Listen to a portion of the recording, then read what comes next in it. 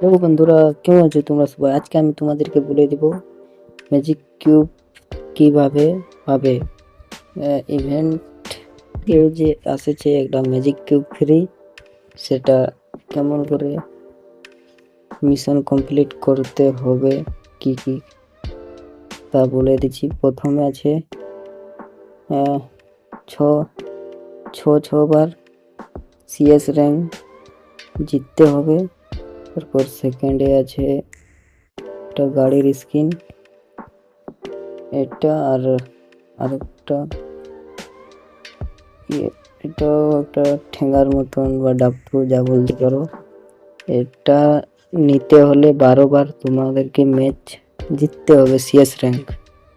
তারপরে আমাদের যে লাস্টে এটা হেভি, এইটা 18বার সিএস র্যাঙ্ক ম্যাচ জিতলে পেয়ে যাবে ম্যাজিক কিউব।